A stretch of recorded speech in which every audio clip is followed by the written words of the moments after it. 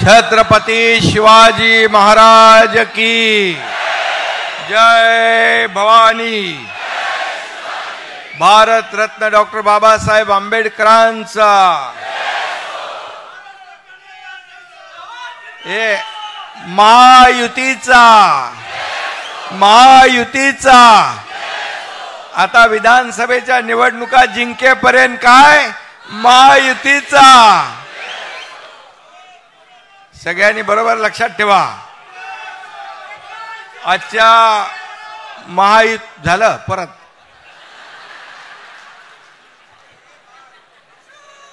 महायुतीच्या मेळाव्याला उपस्थित राज्याचे लोकप्रिय उपमुख्यमंत्री देवेंद्र फडणवीसजी, आमचे धडाडीचे उपमुख्यमंत्री अजितदादा पवारजी, केंद्रीय मंत्री पीयूष गोयलजी, केंद्रीय मंत्री प्रतापराव जाधवजी, राणेसाहेब, नीलमताई गोरे, नरहरी झिरवळ, छगन भुजबळ साहेब, राधाकृष्ण विखे पाटीलजी, दीपक केसरकरजी, मंगल प्रभात लोढाजी, उदय सामंत, विजय गावितजी, रवींद्र चव्हाण, संजय बनसोडे, सुनील तटकरे, आनंदराव आडसूळ, आशिष शेलार, पंकजाताई मुंडे, रुपालीताई चाकणकर, भावनाताई गवळी, जयदीप कवाडे, चित्राताई वाघ, व्यासपीठावर सर्व मान्यवर. कोण राहिला असेल तर मला ज्यांनी हे दिलं त्याची चुकी आहे.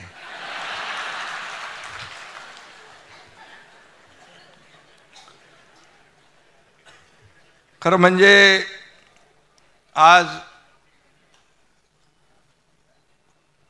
खालचं पण सभागृह भरलंय, फर्स्ट सेकंड थर्ड सगळं भरलेलं आहे आणि बाहेरही आहेत. बाहर इससे ज्यादा आहे. अच्छा, बाहेर याच्यापेक्षा जास्ती आहे. स्क्रीन लावली ना पण. अगदी शॉर्ट नोटीसवर एवढ्या मोठ्या संख्येने महायुतीचे कार्यकर्ते उपस्थित झाले त्याबद्दल मी आपल्या सगळ्यांचं मनापासून स्वागत करतो, मनापासून आपल्याला धन्यवाद देतो. सर्व खासदार आहेत, सर्व आमदार आहेत, पदाधिकारी, सर्व जिल्हा प्रमुख, जिल्हाध्यक्ष, तालुकाध्यक्ष, शहराध्यक्ष, महिला आघाडी, युवा सेना, सर्वच कार्यकर्ते. मगाशी देवेंद्रजींनी, अजितदादांनी पण आपल्या टीम इंडियाचं अभिनंदन केलं. मी टीम इंडियाचं अभिनंदन करतो. अतिशय आपण काल त्यांचं विधान भवनामध्ये स्वागत केलं, अभिनंदन केलं आणि देवेंद्रजी म्हणाले की कधी काय कोण आउट होईल, कधी कोण सरकार बनवेल, काहीच पता नसतो. खरं म्हणजे त्यांनाही माहीत नव्हतं की महाविकास आघाडीचं सरकार स्थापन होईल, कारण लोकांनी जनतेने कौल दिला होता महायुतीला. परंतु महाविकास आघाडीला माहीत नव्हतं की आपलं सरकार जाईल आणि महायुतीचं सरकार येईल. त्यामुळे मी आपल्याला एक शेर ऐकवतो.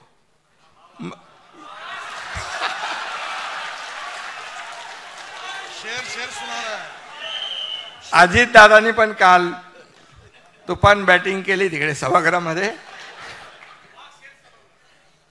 आणि काल देवेंद्रजींनी पण आपल्या अभिनंदनाच्या हातात चांगली बॅटिंग केली आहे. खरं म्हणजे या सर्व पार्श्वभूमीवर हे आपल्याला माहीत आहे, पण मी आपल्याला सांगू इच्छितो. मैं अकेला ही चला था जानिब ए मंजिल, मैं अकेला ही चला था जानिब ए मंजिल, मगर लोग साथ आते गए और कारवा बनता गया.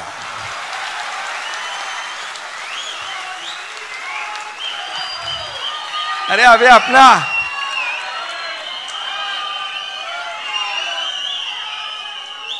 कारवा बहुत बढ़ गया है अपना बड़ा. आणि म्हणून 2 वर्षापूर्वी महाराष्ट्राने एक मोठा उठाव पाहिला. नागरिकांच्या आणि मतदारांच्या विश्वासघाताविरोधातला तो उठाव होता. आणि बरोबर 2 वर्ष झाली त्याला. मी मगाशी म्हटलं त्याप्रमाणे आम्ही एक धाडसी निर्णय घेतला. जे लोकांच्या मनातलं सरकार पाहिजे होतं, महायुतीचं पाहिजे होतं, वैचारिक भूमिकेतलं पाहिजे होतं, बाळासाहेबांच्या विचारांचं पाहिजे होतं, ते सरकार स्थापन केलं.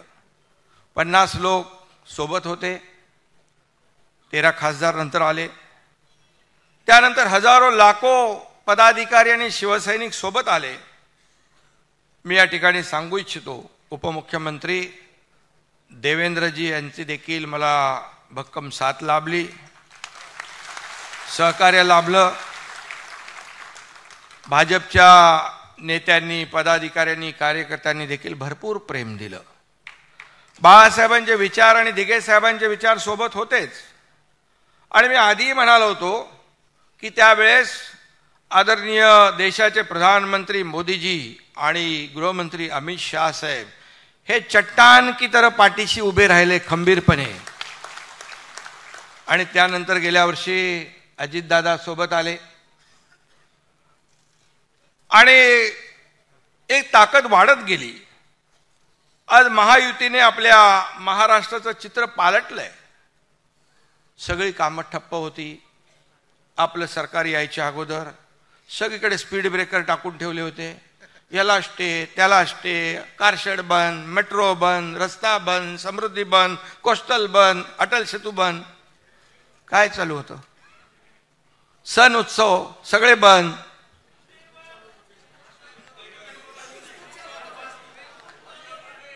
एकच चालू होतं, फेसबुक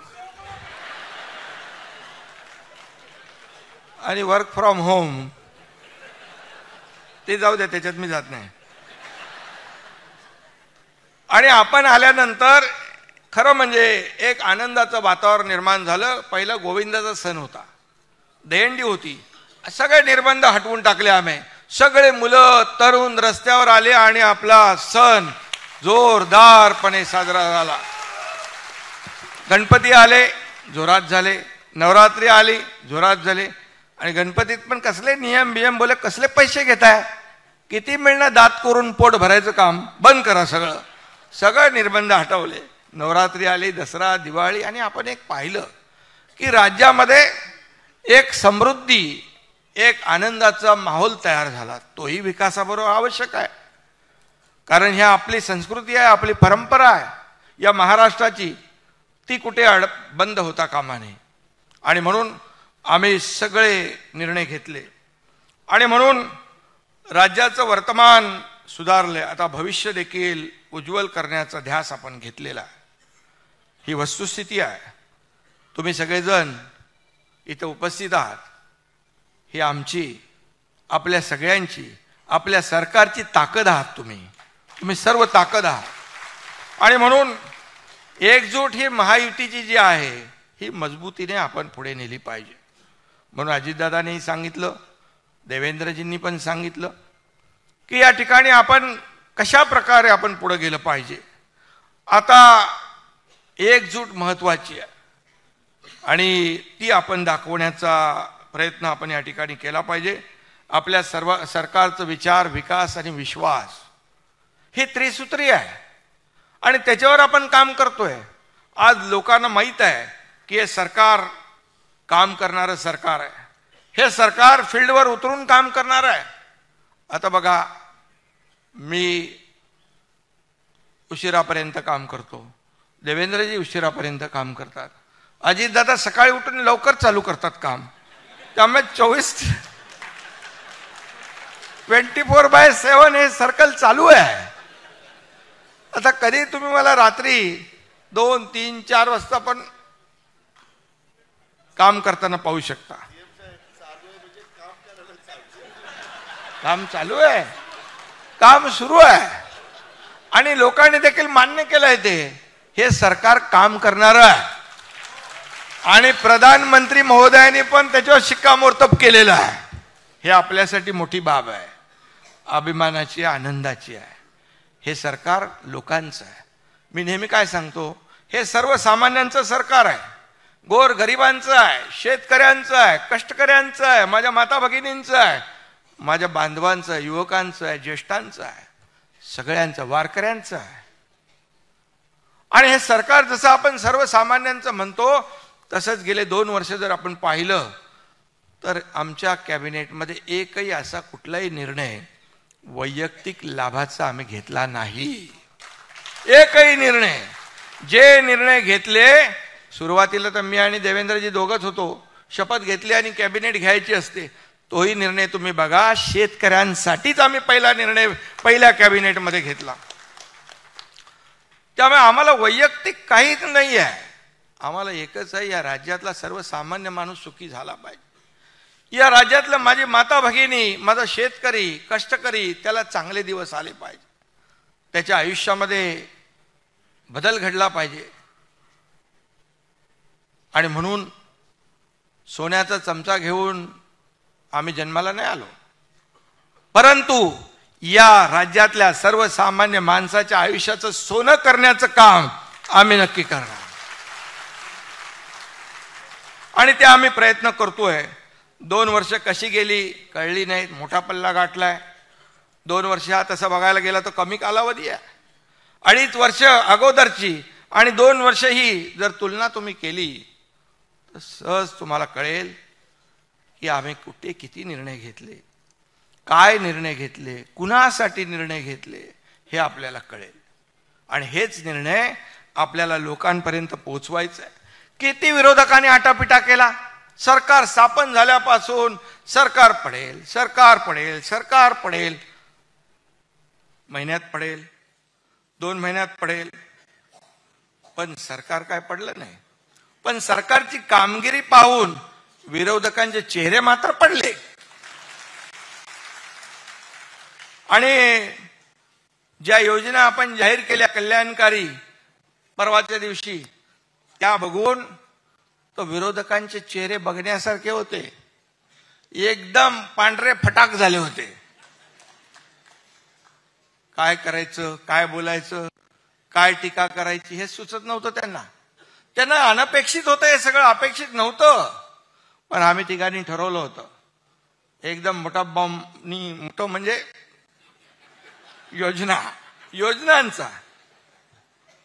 योजनांचा निर्णय घ्यायचा.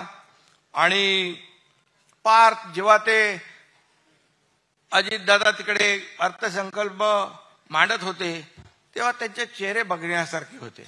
कावरे बावरे झाले होते एकदम.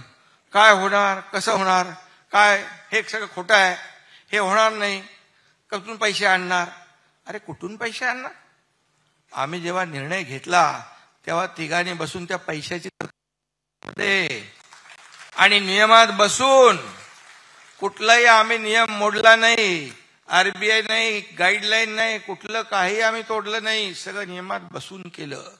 कारण आम्ही जे सरकारचे पैसे हे लोकांपर्यंत पोहोचले पाहिजे ही भावना आमच्या मनामध्ये आहे. स्वतःच्या घरात पैसे न्यायचे आम्हाला नाही, आम्हाला लोकांना द्यायचे आहे. आणि म्हणून त्या योजनामध्ये कसा खोडा घालायचा असं सगळं चालू झालं. आणि पैसे कुठून आणणार? मग राहुल गांधी म्हणाले होते, खट खटाखट 1 लाख भरा. ते बोलल्यावर लगेच ते मला त्यांच्यावर विश्वासच नाही ठेवला लोकांनी. खटाखट 1 लाख रुपये देणार म्हणाले, पण लोकांनी विश्वास ठेवला का? प्रधानमंत्री बनवलं की नाही? पण तुम्ही पेढे कसले वाटते येड्यासारखे? मोदीची 3ऱ्यांदा हॅट्रिक झाले म्हणून पेढे वाटताय का? तुम्ही 3ऱ्यांदा हरले, हॅट्रिक केले म्हणून पेढे वाटताय? निर्णय घेतला तेव्हा तिघांनी बसून त्या पैशाची तरतूद केली त्याच्यामध्ये. आणि नियमात बसून, कुठलाही आम्ही नियम मोडला नाही, आरबीआय नाही, गाईडलाईन नाही, कुठलं काही आम्ही तोडलं नाही, सगळं नियमात बसून केलं. कारण आम्ही जे सरकारचे पैसे हे लोकांपर्यंत पोहोचले पाहिजे ही भावना आमच्या मनामध्ये आहे. स्वतःच्या घरात पैसे न्यायचे आम्हाला नाही, आम्हाला लोकांना द्यायचे आहे. आणि म्हणून त्या योजनामध्ये कसा खोडा घालायचा असं सगळं चालू झालं. आणि पैसे कुठून आणणार? मग राहुल गांधी म्हणाले होते खटाखट 1 लाख भरा. ते बोलल्यावर लगेच ते सभागृहामध्ये त्यांना लागलं. मला त्यांच्यावर विश्वासच नाही ठेवला लोकांनी. खटाखट 1 लाख रुपये देणार म्हणाले, पण लोकांनी विश्वास ठेवला का? मोदीजींना पुन्हा प्रधानमंत्री बनवलं की नाही? पण तुम्ही पेढे कसले वाटते येड्यासारखे? मोदीची तिसऱ्यांदा हॅट्रिक झाले म्हणून पेढे वाटताय का? तुम्ही तिसऱ्यांदा हारायची हॅट्रिक केले म्हणून पेढे वाटताय? ठीक आहे, महाराष्ट्रामध्ये फेक नरेटिव्ह केलं, खोटं फसवलं, हे आरक्षण जाणार, संविधान बदलणार, आदिवासीचं आरक्षण जाणार, मुसलमानांना हे करणार ते करणार, दलितांवर अन्याय करणार, दलितांचं आरक्षण जाणार, हे फसवलं तुम्ही. ठीक आहे, महाराष्ट्रामध्ये जागा कमी आल्या, परंतु एवढं आपल्याला आपण थोडे गाफील राहिलो, ही वस्तुस्थिती आहे. आणि आपले काही लोक सुट्टीचा आनंद घ्यायला गेले, बोले 3 दिवस सलग सुट्ट्या येणारच आहेत ना, 400 पार, मोदीजी तर आणणार. अरे हमारा क्या होता है, आने वाला है.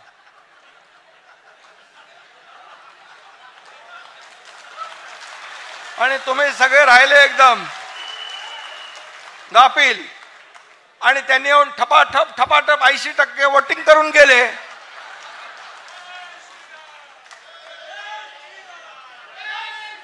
म्हणजे बघा, याच्यातून शिकण्यासारखं आहे.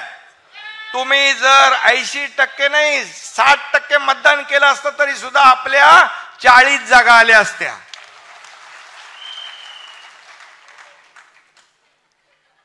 आणि म्हणून पण एकदाच फसवता येतं, परत नाही येत फसवता. आणि एकदाच माणूस फसतो. आता शाणे झालो आपण सगळे. झालात ना तुम्ही? पक्का? आणि म्हणून मोदीजी प्रधानमंत्री झाले, आता आपल्याला देशाला पुढे नेतील.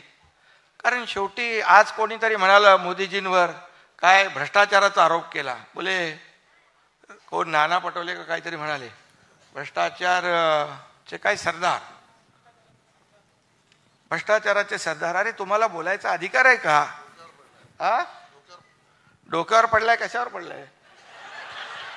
नाही, अरे तुम्ही त्याच्यामध्ये आरोप करता, तुमच्या बुडाखाली काय जळते ते पहिलं बघा. तुम्ही पहिलं तर आत्मपरीक्षण करा. बोपोर पासून चाऱ्यापर्यंत सगळे शेणात पण पैसे खाल्ले तुम्ही, कोळसा सगळे खाल्ले ना. मोदीजींवर 10 वर्षात एक तरी भ्रष्टाचाराचा डाग लागलाय का? लागलाय का? तुम्हाला अधिकार काय? आणि म्हणून तो जाऊ दे, त्याचं काय नाव घेतो. आणि म्हणून मी सांगतो की मोदीजी पुन्हा बनलेत प्रधानमंत्री. आम्ही सांगत होतो पियुष गोयल साहेबांना, आता तुम्ही मुंबईचे मंत्री आहात, आता आपल्याला मोदी साहेबांना, अमित भाईंना आपले जे काही इथे विषय जे राहिलेले आहेत, कांदा बिंदा काय असेल तो, आता फुल प्रूफ काम करायचं आहे. आता संधी द्यायची, कारण एवढं काम आपण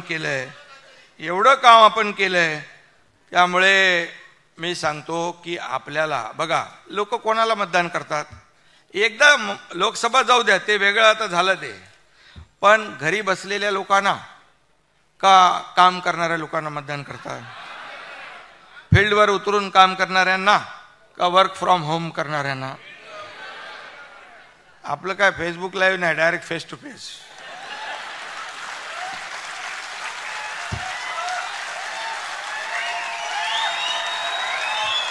त्यामुळे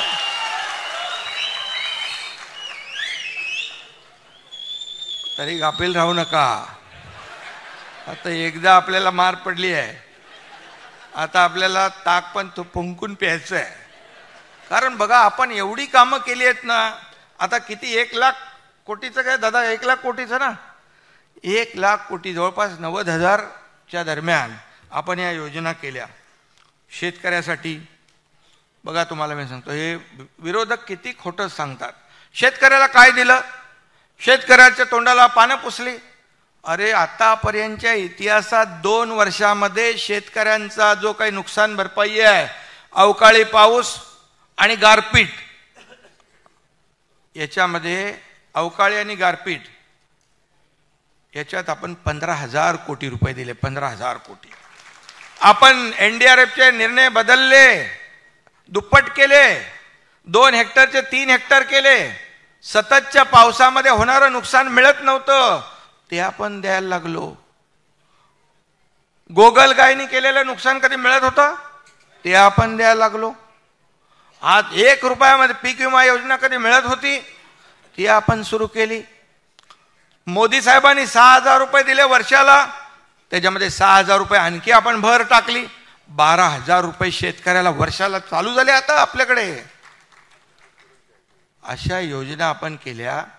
45-50,000 कोटीच्या योजना केल्या.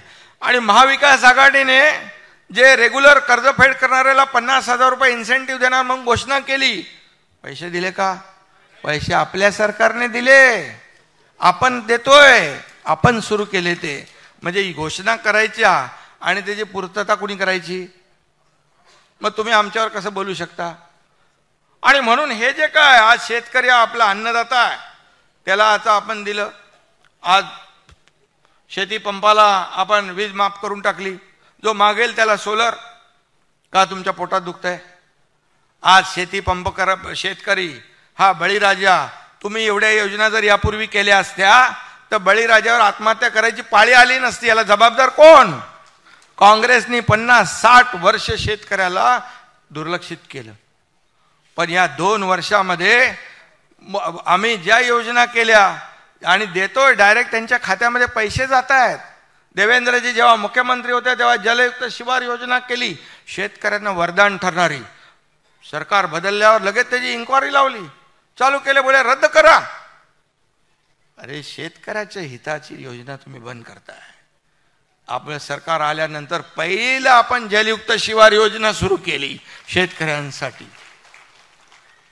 ह्या अशा शेतकऱ्यांसाठी केलेल्या योजना. आणि आता देखील आपण त्यांना जो दिलासा दिलेला आहे, तो दिलासा देखील आज सिंचन, अजितदादा पण होते अगोदर, मी होतो.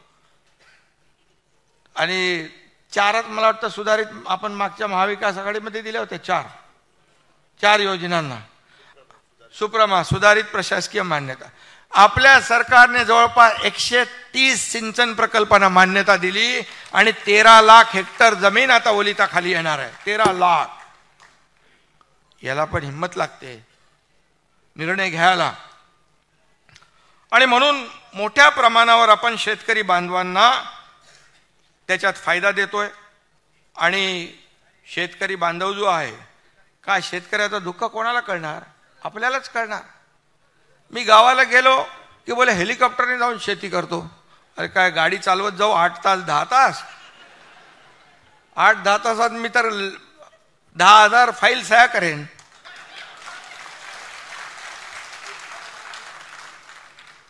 आणि सगळ्यांना माहित आहे मुख्यमंत्री मदत योजना कुठली आपली ती मुख्यमंत्री सहाय्य योजना. अरे तुम्ही 2 कोटी फक्त दिले. या एकनाथ शिंदेने 250 कोटी रुपये दिले मुख्यमंत्री सहाय्यतेने. आपल्याला माहिती पाहिजे म्हणून मी सांगतो. बघा एकच आहे, मी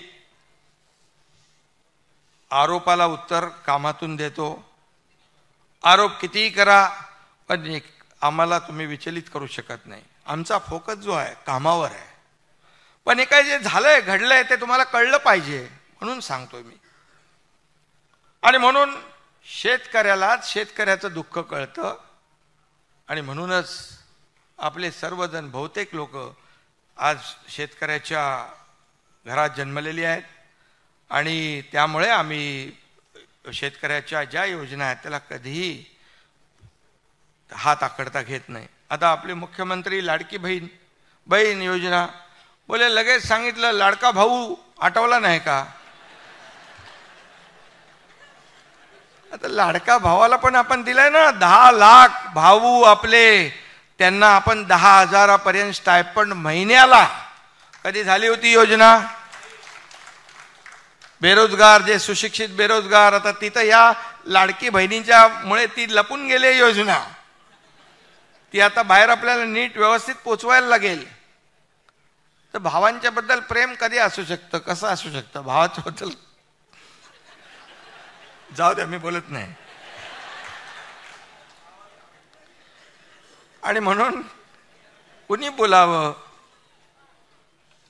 आज आपण 2.5 कोटी आपल्या भगिनींना, मी आपल्याला सांगतो 2.5 कोटी म्हणजे आकडा मोठा आहे. मगाशी देवेंद्रजींनी सांगितलं, अजितदादांनी सांगितलं की कशी आम्ही सोपी करतोय. आता त्यांना असं वाटतंय की ही योजना होऊच नये.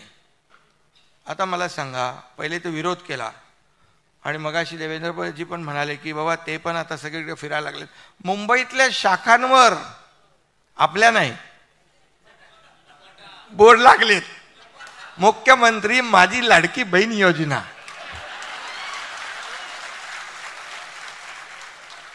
चांगलं आहे. इकडे म्हणायचं घटनाबाह्य मुख्यमंत्री, असंवैधानिक मुख्यमंत्री, घटनाबाह्य सरकार. योजनांना तुम्ही बोर्ड लावता बरोबर. ठीक आहे, चांगलं आहे. पण किती काय केलं तरी त्या लोकांना माहीत आहे की देणारे कोण आणि घेणारे कोण. त्यामुळे आमचं सरकार हे दोन्ही हाताने देणारं आहे आणि देत राहणार. आज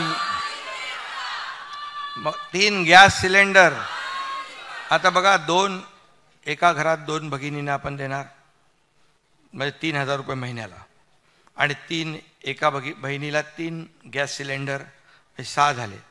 आता चिंताच गेली ना पंकजाताई, बरोबर ना? चिंता गेली. चिंता करणारं हे सरकार आहे. कारण आपण बघितलंय आपली आई, आपली भगिनी, आपली पत्नी कसं त्या कसरत करायचे ते लोक, कसं गॅस संपला की काय चिंता व्हायची. आता म्हणून हे सरकार जनतेचं, माझ्या भगिनींचं चिंता करणारी आहे. तुम्हाला टेन्शन तुमचं दूर करणारी आहे. एसटी मध्ये 50% सवलत देऊन टाकली. अरे तोट्यात असलेली एसटी फायद्यात गेली. ज्येष्ठांना आपण मोफत केलंय. आज भगिनींसाठी देखील, या बहिणींसाठी देखील आपण बघा, त्याच्यामध्ये सगळ्यांनाच देतोय ना. जात पात धर्म काय पाहतोय का? सगळे लोक त्याच्यात लाभार्थी आहेत. आता कसं काय तिकडे तुम्ही खोटं नॅरेटिव्ह पसरवू शकता? आता नाही पसरवू शकत. ते बोले, काही लोक आता बोलतील आमची चूक झाली, तरी चूक केली तरी हे लोक आम्हाला देत आहेत. हे असे लोक कुठं भेटणार? असं सरकार कुठं भेटणार? त्यामुळे तुमचं आता खोटारडेपणा चालणार नाही. फक्त एवढंच आहे, कोणाचं ते नाव घेत आहे उगाच,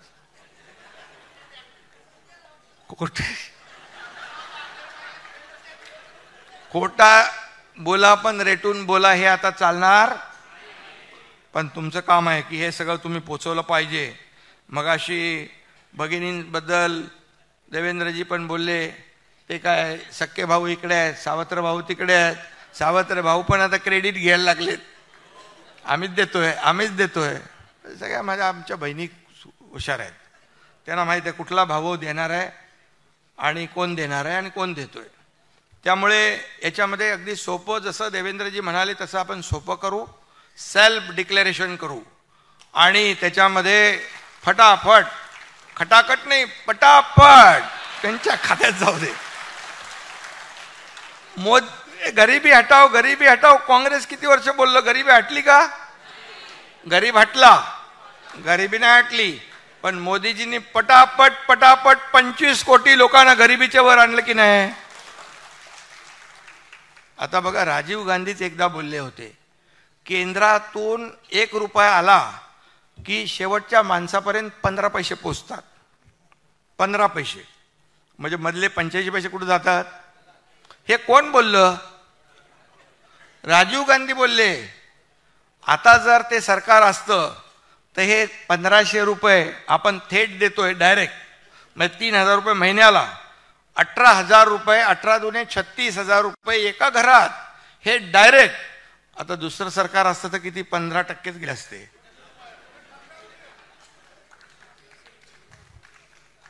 पण त्यामुळे लोकांनाही माहीत आहे की, आणि म्हणून मगाशी सांगितल्याप्रमाणे मधला एजंट कोण एक तलाठीमध्ये त्यांनी काहीतरी पैसे मागितले.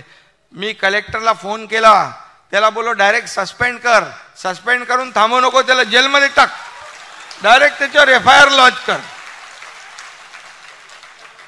अरे आम्ही योजना करतो आणि तिथं पैसे 50 रुपये घ्यायचे, 100 रुपये घ्यायचे, बिलकुल चालणार नाही.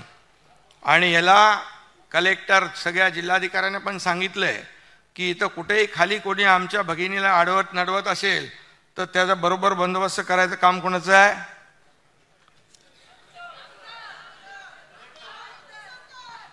नाही, तुम्हाला पण कोण भेटला असं तर त्याचं आपल्या पद्धतीने करायचं. ते शेवटी पैसे आपल्या भगिनीच्या खात्यात गेले पाहिजेत, हा आपला उद्देश आहे. आता बघा 3 पक्ष 4 पक्ष आपल्या माहितीत आहेत. उद्देश आपला काय आहे? आपल्या लाडक्या बहिणीच्या खात्यात पैसे पोचवणे. आणि म्हणून चिंता करू नका, तुमचे इथे भाऊ बसलेले आहेत, त्यामुळे टेन्शन घेऊ नका. काल सोशल मीडियावर मी एक व्हिडिओ बघितला, त्यामध्ये एक मुलगी आपल्या वडिलांना सांगत होती, माझ्या आईला काही बोलायचं नाही बरं, ती मुख्यमंत्र्याची बहीण आहे, लक्षात ठेवा.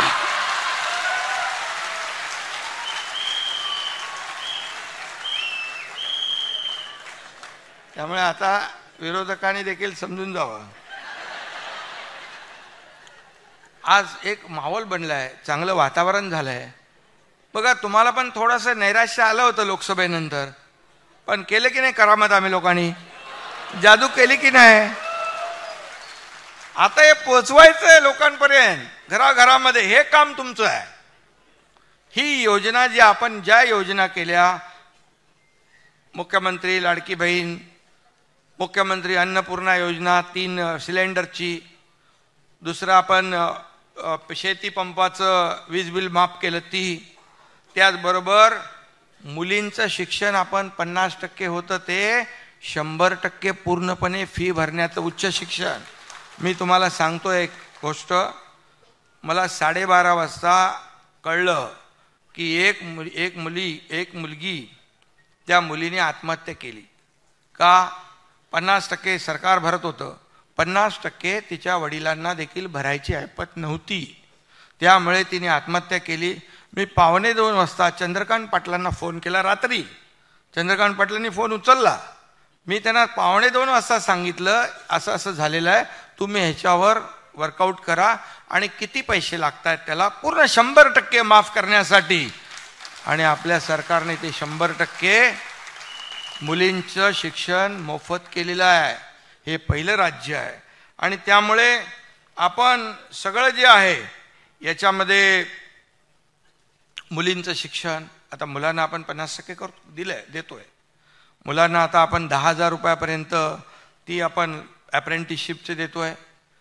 आज वारकरी संप्रदाय जो आहे, पंढरीचा वारी चालल्यात, त्याच्यामध्ये आपण सांगितलं की पहिल्यांदा प्रत्येक दिंडीला 20,000 रुपये एक आपण अनुदान दिलं. लगेच पोटात दुखायला लागलं. बोले हे काय वारकऱ्यांना? अरे ते समाज प्रबोधनाचं काम करतात, दिंडीमध्ये पर्यावरण हे ते विषय घेऊन जातात. आणि वारकरी हा या राज्याचा एक प्रमुख घटक आहे. तुम्ही तर दिलं नाही, पण तुम्ही त्यांच्यावर टीका करायला लागले, सरकारवर टीका करायला लागले. वारकरी बरोबर निवडणुकीत तुमच्यावर करतील काय? त्यामुळे त्यांना त्यांची जागा दाखवतील. त्यानंतर अनेक योजना आपण केल्या. हे सगळे जे योजना आहेत, या सर्व योजना आपण त्यांच्यापर्यंत पोहोचवल्या पाहिजे. आपण सरकारने घेतलेले निर्णय, खास आजची बैठक जी, आजची ही आपली मीटिंग आहे, सभा, फक्त आणि फक्त केवळ आपल्या योजना लोकांपर्यंत, घराघरापर्यंत पोहोचवण्यासाठी आहे. कार्यकर्ता घरात नाही तर लोकांच्या दारात शोभून दिसतो, हे लक्षात ठेवा आपण. कारण शेवटी तुम्ही एक ताकद आहात आपली. सगळे लोक मगाशी म्हणाले महिला भगिनींची जास्ती जबाबदारी आहे, कारण डायरेक्ट किचनपर्यंत जातात, बांधव थोडे बाहेर थांबतात. मग दोघांनी काम करायचं आपल्याला. सगळ्यांनी या ठिकाणी आपल्याला ह्या योजना ज्या आहेत या योजना आपण लोकांपर्यंत पोहोचवल्या पाहिजे. त्यासाठी ही आपली योजना आहे. त्याचबरोबर मी एक दुसरी आपली योजना एक मुख्यमंत्री तीर्थदर्शन योजना पण केली. कारण काही आमदार काही नगरसेवक आपल्या मतदारसंघातले यात्रेकरू ज्यांना सगळ्यांना शक्य होत नाही यात्रा करणं, मग ते घेऊन जायचे रेल्वेने बसमधून.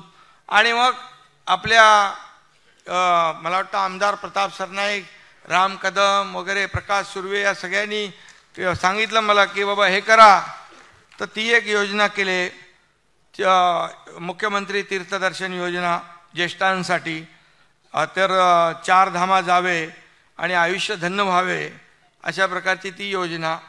त्याच्यामध्ये पण ही योजना आपल्या विधानसभेच्या निवडणुका झाल्यानंतर विरोधी पक्षाला पण कामाला येईल. तेही तिकडे तीर्थाटनाला जातील. त्यामुळे देवदर्शनाला ज्यांना जायची इच्छा आहे ते देखील जाऊ शकतात.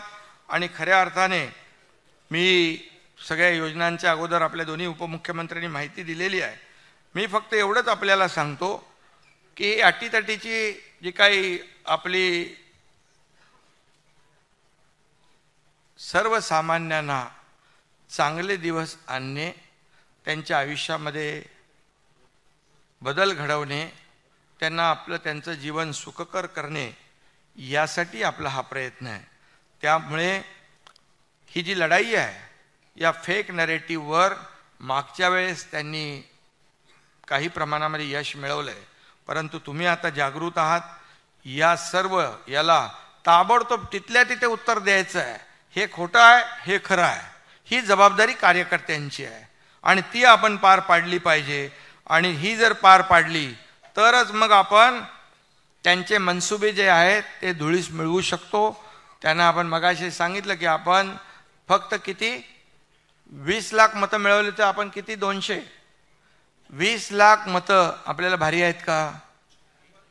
आता बघा मी तुम्हाला उदाहरण सांगतो. आम्ही उबाटा आणि आम्ही समोर समोर 13 जागा लढलो. 7 जागा पण जिंकलो. धनुष्यबाण 7 जागा. आणि 2 लाख मुंबईमध्ये आपण त्यांच्यापेक्षा जास्ती मतं घेतलेली आहेत. 2 लाख मुंबईमध्ये. हे आता जे काही दुसरी जी वोट बँक काँग्रेसची इकडून तिकडून जमा झाली आहे, थोडी सूज आली आहे, ती सूज निघून जाईल. आणि नक्की यामध्ये आपल्याला त्याच्यामध्ये यश मिळेल. कारण या ज्या काही कल्याणकारी योजना ज्या आहेत त्या आपण घराघरामध्ये पोचवण्यासाठी जीवाचं रान केलं पाहिजे. रात्रीचा दिवस केला पाहिजे. प्रत्येक जिल्हा, प्रत्येक तालुका, प्रत्येक गाव, ग्रामपंचायत इथपर्यंत आपण गेलं पाहिजे. शेवटी तुम्हाला काय काम दिलंय? काम म्हणजे तुम्हाला सरकारने 2 वर्षामध्ये एवढी कामं केलीत की तुम्ही ताट मानेने त्यांच्यासमोर जाऊ शकता. तुम्हाला खाली बघण्याची आम्ही काम ठेवलं नाही. सरकारने हे जे निर्णय घेतलेत हे तुम्ही त्यांच्यामध्ये पोचवले पाहिजे. तरुणापर्यंत पोचवलं पाहिजे. शेतात जे काही घाम गाळणारा बळीराजा आहे त्याच्यापर्यंत पोचल्या पाहिजेत. आपल्या लाडक्या बहिणीपर्यंत पोचल्या पाहिजे. ज्याला आपण सुशिक्षित बेरोजगार आहे तरुण त्याच्यापर्यंत आपण पोचवल्या पाहिजे. हाच आपला उद्देश आहे आणि त्यासाठी आपण मेहनत करण्याची आवश्यकता आहे. आणि म्हणूनच मी आपल्याला एवढंच सांगतो की एकजुटीने मगाशी पण सांगितलं, शेवटी निवडणुका आहेत. प्रत्येकाला निवडणूक लढवायची इच्छा असते. पण सरकार आल्यानंतर एखाद्याला तिकीट मिळेल, नाही मिळणार, आणि कुणाला किती जागा हे आपलं त्याच्यावर तुम्ही बिलकुल चर्चाही करता कामा नये. शेवटी सरकार आल्यानंतर सगळं मिळतंय. सगळी पदं मिळतात. सरकार आलं तर तुम्ही कसे मंत्रालयामध्ये येऊ शकता. सरकार आपलं नसलं तर काय करणार? तुम्हाला म्हणजे सरकार आपलं आलं की सगळी पदं येतात, सत्ता येते, सगळ्या गोष्टी होतात. आणि त्यामुळे आपण एकच लक्ष ठेवलं पाहिजे की या राज्यामध्ये आपण घेतलेले निर्णय हे लोकाभिमुख आहेत, जनतेच्या हिताचे आहेत. हे पटवून देण्याचं काम त्यांना करायचं असेल तर तुम्हाला घराघरापर्यंत जावं लागेल, लोकांपर्यंत पोचावं लागेल. आणि सरकारचं काम त्यांना म्हणजे त्या योजना ज्या आहेत त्याचा लाभ मिळवून द्यावा लागेल, हे आपल्याला करावं लागेल. आणि म्हणूनच ही आजची बैठक आपण घेतलेली आहे. जसं आपल्याला आता हे केंद्राचंही, इथं पियुष गोयल जे आहेत, केंद्राचाही आपल्याला सरकारचा फायदा होईल. डबल इंजिन सरकारचा फायदा आपल्याला मागच्या वेळी झाला. आपल्या अनेक योजना, आपले अनेक प्रस्ताव एकही पैसा कट न करता केंद्राने तसेच तसे मंजूर केले.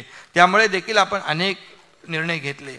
आज बघा अटल सेतू, आज बाळासाहेब ठाकरे समृद्धी महामार्ग, आज पुणे मिसिंग लिंक, आज कोस्टल हायवे, किती किती आपण प्रकल्प केले. नाना पटोले गेले, बोले एवढे मोठी भेग पडली. कुठं?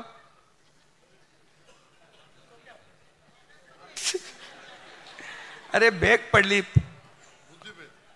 वर नाही. हा नाही, अरे खालचा तो एक अप्रोच रोड असतो, म्हणजे शोधायचं तरी काय, काय मिळतच नाही. खोदा पाड निकला चुवावाली बात, असं कसं आहे याच्यामध्ये. आणि त्यामुळे सरकार जे काम करते आज विकासाचं, ते सगळीकडे मेट्रो, सगळीकडे कामं सुरू आहेत. आणि म्हणूनच आपलं राज्य, मगाशी काय कुठला पुरस्कार मिळाला, हे आपल्या कृषी पुरस्कार, हे काय एकनाथ शिंदेचं काम नाही, आपल्या सगळ्यांचा हा पुरस्कार आहे. तुम्हाला मिळालेला पुरस्कार आहे, आमच्या सर्व सहकाऱ्यांना मिळालेला पुरस्कार आहे. आणि म्हणून गेल्या आपलं राज्य, काल या आकडेवारी दिली आपल्या देवेंद्रजींनी पण आणि अजितदादांनी, आपलं हे जे आपलं परदेशी गुंतवणूक पहिलं राज्य आहे, इन्फ्रास्ट्रक्चरमध्ये पहिला नंबर आहे आपला, GDP मध्ये आपण पहिला नंबर आहोत. आणि या सगळ्यामध्ये आपण जेव्हा महायुतीचं सरकार यायच्या अगोदर आपण 3ऱ्या नंबरवर होतो. आणि त्यामुळे आपल्याला ठासून सांगितलं पाहिजे, आपल्याला बिलकुल याच्यामध्ये जे आपण केलं आहे ते सांगितलं पाहिजे. आणि म्हणून मी एवढंच सांगतो, हे तुम्ही जर केलं ना तर त्यांच्या भूलथापांना कोणी बळी पडणार नाही, बिलकुल बळी पडणार नाही. लाडक्या बहिणीला आनंदाची ओवाळणी कोण दे, कोणाला साथ देईल बहीण, कुठल्या भावाला देणार.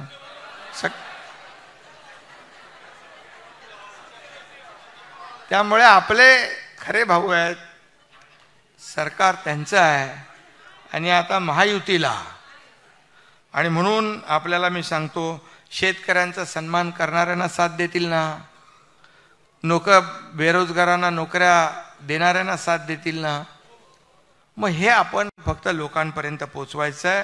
आणि हे आपण एवढं केलं तर मला वाटतं येत्या निवडणुकीमध्ये विजय महायुतीचाच आहे.